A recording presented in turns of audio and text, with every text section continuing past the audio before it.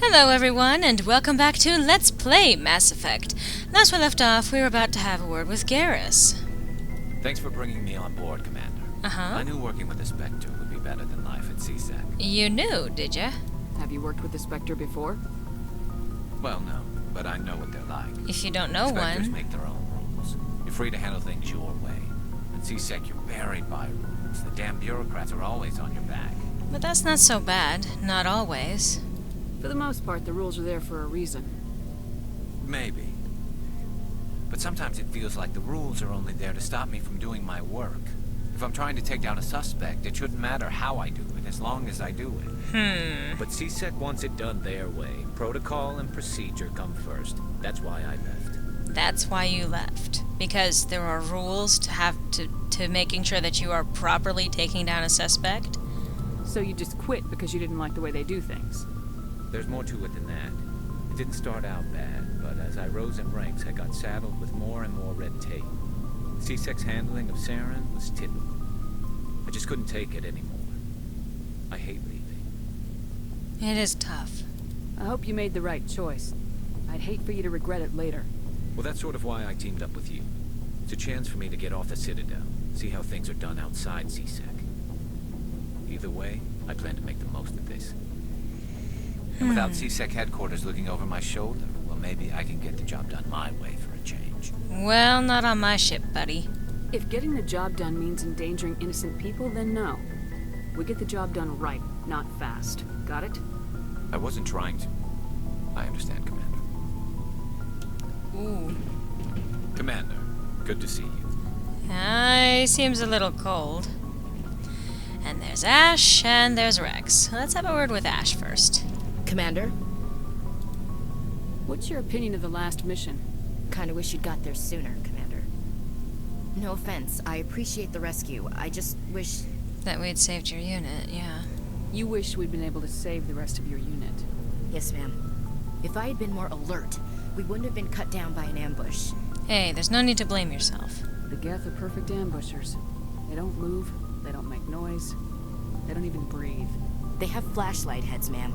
I'll make sure it doesn't happen again. Do you have a few minutes to talk? One-on-one? I'm sorry, Commander. I need to get my duties squared away. I wouldn't mind talking more later, though. Dismissed, Chief. Ma'am. Now, originally, you may already know this, but there are romance options in this game, and there's a particular way to go about handling them. Originally, both Ashley and Kaidan were supposed to be available to either gender, but they ended up changing that. At least that's what I've understood. I could be wrong. But they ended up having to scrap that. I know that there was recorded dialogue to that effect. Anyway, let's make sure that Kaidan is properly equipped. Does he have the best armor for him? No, because I have found better. Yes. Looks tremendously better. And badass. I probably should pick up some better weapons. But the sniper rifle I'm actually going to be giving to a particular individual. Garrus. Here is the one we want to have with the sniper rifle. And let's put some better... Yeah. Let's put some better armor on him. Ooh.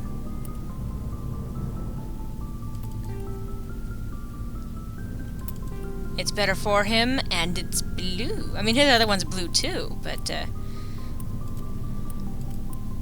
sorry, I just found myself really enamored of the look. Alright. Wrex. He's pretty much got the best of what we got. We've got nothing better for him. And Tali. I think she's about where we're going to have her for now. Oh. I can give her a better sniper rifle, though. And she is going to be one of our mainstays. Wrex! Wrex, buddy! Nice ship you got, Shepard. Thanks. What can I do for you? I have personal inquiry for you. What's your story, Wrex? There's no story. Okay. Go ask the Quarian if you want stories. You Krogans live for centuries. Don't tell me you haven't had a few interesting adventures. Well, there was this one time the Turians almost wiped out our entire race. That was fun. I'm sorry. Alright. I heard about that. You know, they almost did the same to us. No, they didn't. It's not the same. It seems pretty much the same to me. So your people were infected with a genetic mutation? Yeah. An infection that makes only a few in 1,000 children survive birth? And I suppose it's destroying your entire species? Yeah, Shepard, I wish that they had a better response there. Unfortunately, they have to make the point, and this is a little bit of the BioWare hitting you over the head with the don't be a clueless, privileged twat. I suppose it isn't all the same. I don't expect you to understand, but don't compare humanity's fate with the Krogan. Touchy subject, you think, Shepard? And I probably shouldn't use the word twat to describe it. That's not really appropriate. I was just making conversation. I wasn't trying to upset you. Your ignorance doesn't upset me, Shepard. As for the Krogan, I gave up on them long ago. The genophage infected us, but it's not what's killing us.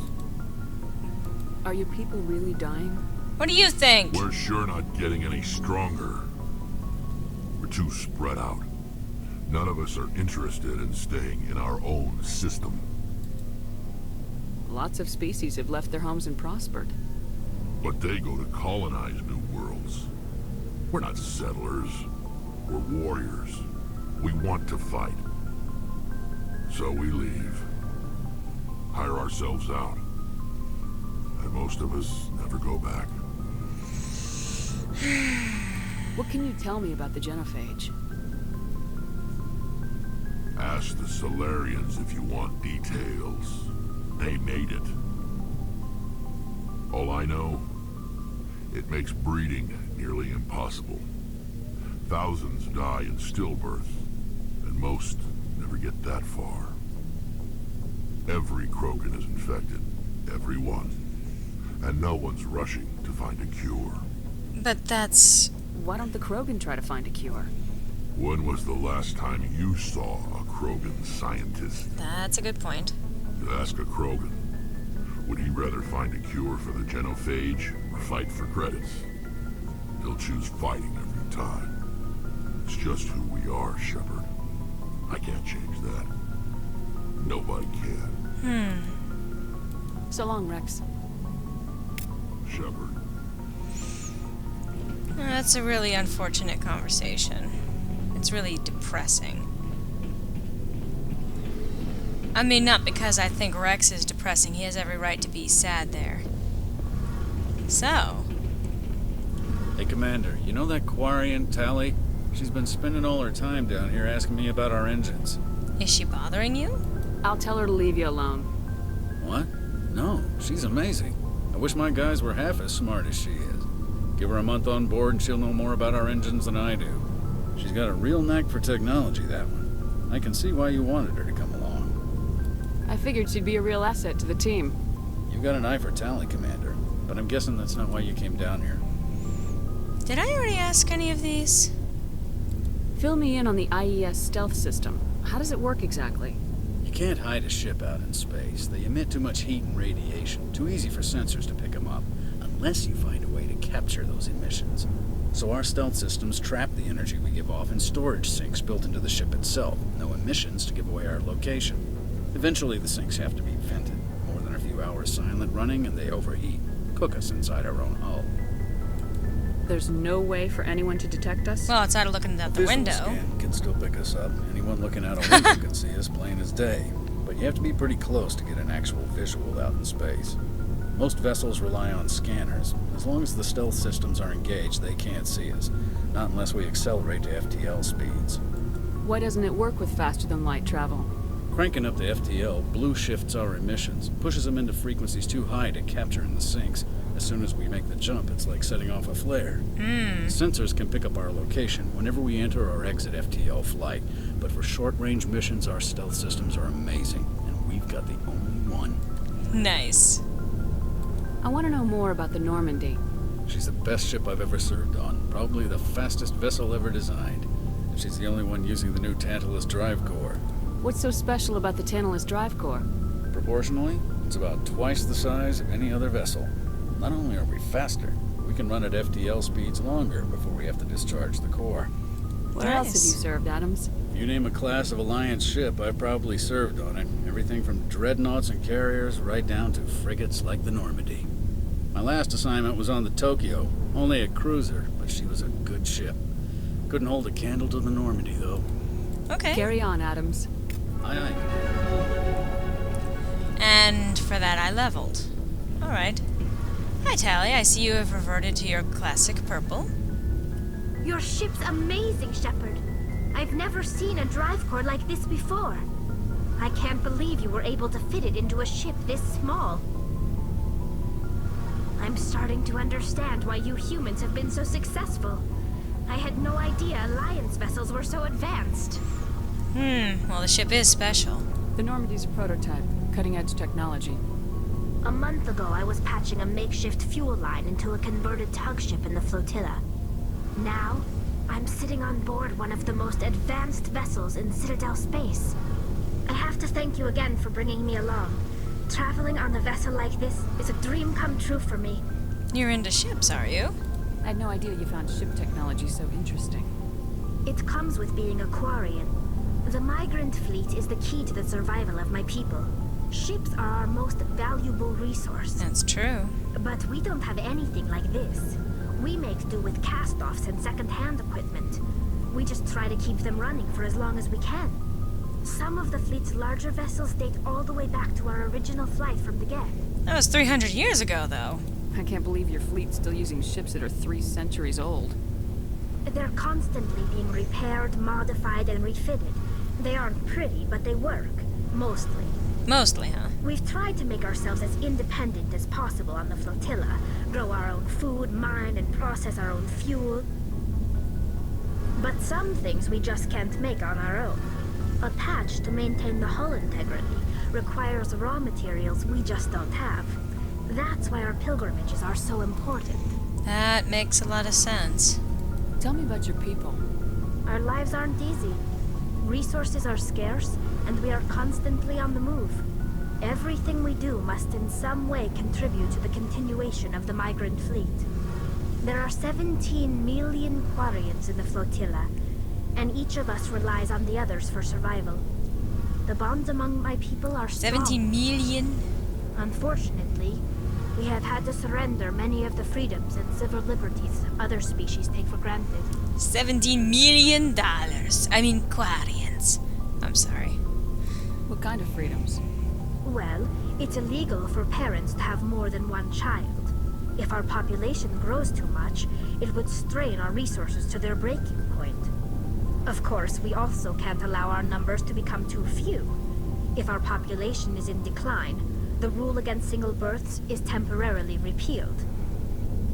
In extreme cases of population decline, incentives are even offered to encourage multiple births, though the Conclave hasn't had to take such measures in nearly a century. Conclave? That's your government. The Conclave is our civilian branch of government.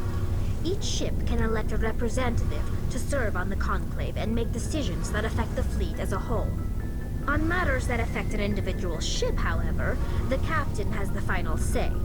It's a tradition that dates back to the early days, when the fleet was governed by martial law. Fortunately, most captains nowadays are smart enough to have an elected council from their crew to give them advice and guidance. So the ultimate power rests with elected officials? In practice, the Conclave and the respective council for each ship tend to set the rules that govern our daily lives. But in theory, we are still under military jurisdiction. The 5 top-ranking military officials in the fleet serve on the Admiralty Board. These 5 have the power to overrule any decision by the Conclave in case of emergency. To do so requires unanimous agreement among the Admiralty, and they can only do this once. After that, the entire board must resign their posts. It's a safeguard that served us well.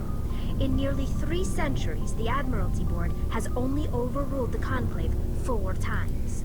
Huh. So here's kind of an important question. Let's ask about the Geth. I want to know more about the Geth. I doubt I can tell you anything you don't already know. It's been almost 3 centuries since they drove my people into exile. All I know is the story of their origins. What they were when we created them, and how they turned on us. Interesting. The Geth were originally created to serve as an automated manual labor force. Initially, their intelligence was as limited as any VI. Over time, we made small modifications to their programming to allow them to perform more varied and complex tasks, bringing them closer and closer to true AI status. But, How come the Council didn't step in and stop you? because that's kind of illegal. This wasn't true AI research. We may have been skirting the bounds of the law, but we never did anything that was actually illegal. The changes were so insignificant, so gradual, that we were able to control them. Or so we thought. But one thing we underestimated was the power of the neural network. 1 million Geth thinking simultaneously created an inherently unstable matrix. The neural network?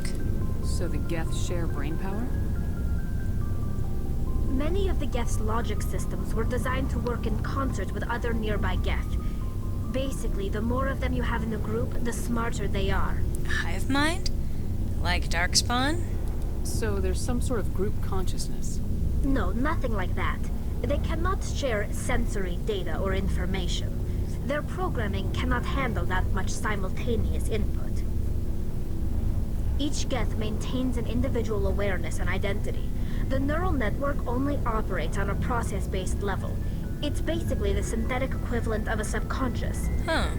But when they're in close proximity, they can coordinate low-level functional processes, freeing up more capacity for original or independent thought. I don't get it. That doesn't make any sense. I'm probably oversimplifying. The Geth are incredibly advanced and complex creations. All you need to know is that they get smarter when they gather in large numbers. As we built more and more Geth, their effective intelligence became more sophisticated, more abstract. One day, a Geth began to ask its Quarian overseer questions about the nature of its existence. Am I alive? Why am I here? What is my purpose? As you can imagine, this caused a near panic among my people. Yeah, why? I don't see what's so bad about those questions. The Geth were created to engage in mundane, repetitive, or dangerous manual labor. That's fine for machines, but it won't satisfy a sentient being for long. The Geth were showing signs of rudimentary self-awareness and independent thought. If the Geth were intelligent, then we were essentially using them as slaves. It was inevitable the newly sentient Geth would rebel against their situation. We knew they would rise up against us, so we acted first. A general order went out across all Quarian-controlled systems to permanently deactivate all Geth. The Geth responded to this order violently. Gee, I can't imagine why. Hey, you can't blame them for fighting for their survival. We had no other choice. The Geth were already on the verge of revolution. By acting quickly, we had a chance to end the war before it began. Except you started The a hope war. was that most of the Geth would still be little more than machines, incapable of organized resistance. But they had progressed much further than anyone anticipated. The war was long and bloody. Millions upon millions of Quarians died at their hands. In the end, we were forced to flee our own homeworld. We feared the Geth would pursue us, but they never came beyond the veil. Now we drift through space, exile, searching for a way to reclaim what was once ours. So wait a minute. You provoked an attack on the creatures that you developed the intelligence for when they started to actually show signs of, well, sentience, and then, you know, tried to have them shut down. When they tried to defend themselves, you continued that war, claiming that it was something that you... And then when you left, they didn't pursue you. I don't know. Something seems fishy about that. It's hard to feel sorry for you. Your ancestors tried to wipe out another species. Mm-hmm. We made a mistake when we created the Geth in the first place. But we did not make a mistake when we went to war against them. No. If we had not acted, they would have wiped us out. They're a synthetic life form. They have no use for organics. None. None? Why do you think they cut themselves off from the rest of the galaxy? Why do you think they've killed every organic being who's ever tried to contact them? Yeah, well, you set the interesting example, didn't ya? They didn't kill Saren. What does that tell you? The Geth are not innocent victims in all this. They're Hey. the enemy. They want to destroy us. Not just the Quarians. All organic life. That's why they've joined up with Saren. And that's why we have to stop him. And time for you to go, kitty. Alright. I want to know more about the pilgrimage. About subject When my change. people reach maturity, we leave our birth ships and seek acceptance with a new crew.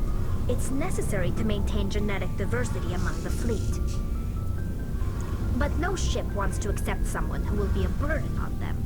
So, to prove our worth, we embark on a pilgrimage. We set out alone, leaving the flotilla and our families behind us. We only return once we have found something of value we can bring back to the fleet. Mm-hmm. This is presented as a gift to the captain of the respective ship we wish to join. If the gift is accepted, we are welcomed into the crew. Can a captain choose to reject the gift? That doesn't happen often. Most captains are eager to increase the size of their crew. It increases their own standing in our society. Even when a gift is not particularly valuable, the captain usually accepts it out of a sense of tradition. However, there is a stigma to presenting a substandard gift. It's not the best way to make a good impression on a new community. Most pilgrims don't return until they find something worthwhile. I can't believe they just send you off alone. It's not like they just cast us out. Before we leave, we are given lessons in how to survive outside the flotilla, and given gifts to help us on our journey. We also receive implants to fight off sickness and disease. Generations of living in an isolated and highly controlled environment have left our immune systems weaker than most. Is that why you're always in your armor? By the time we leave the fleet, we are well equipped for the pilgrimage. This is a rite of passage for all Quarians. If it were dangerous, our numbers would suffer. Virtually every pilgrimage ends with a triumphant return and the ritual presentation of the gift to one of the fleet's captains. I want to talk about something else. Like what? I want to talk about goodbye. I should go. See you later. So, that was quite an info dump from Tali there. She taught us quite a bit, all things considered. And then, while I'm here, I'm actually Looking gonna... for supplies? Yeah. Let's see what you've got. You bet, Commander. Let's pick out some better armor. Alright, heavy armor, medium armor, sniper rifle. Yeah, that's probably gonna be better. Huh. Oh, because I've only got one person. Well, I'm gonna take that. Heavy armor human. I don't need to worry about those. Shotgun. Let's take that. Sniper rifle is still not as good. Assault rifle, the Banshee 3. Let's grab it. Medium armor, Turian. I think I need light armor. Light armor, Turian. The Phoenix 3. It's pink.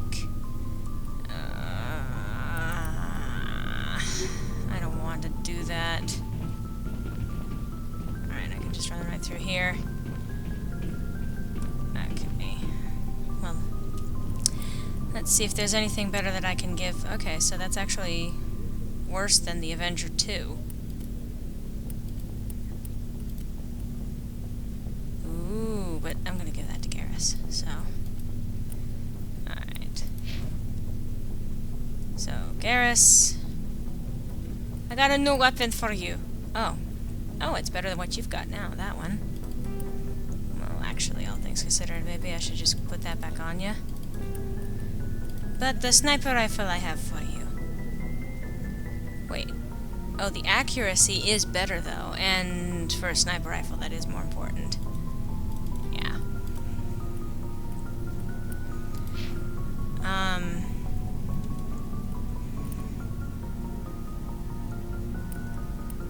let's go to Caden first, because he's going to be one of the definite mainstays of my party.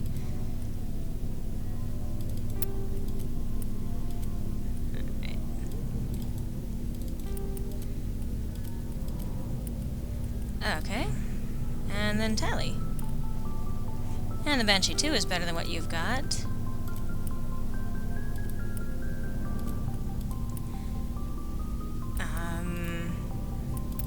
Oh, and I can't give that to her because she's not human. Alright then. I'm out of time for this installment of Let's Play Mass Effect. A bunch of talking and getting to know the crew, and there's still going to be a little more talking, just a bit, before we proceed onwards. I actually, well, yeah, you'll have to see what I have planned next time. Hope to see you then.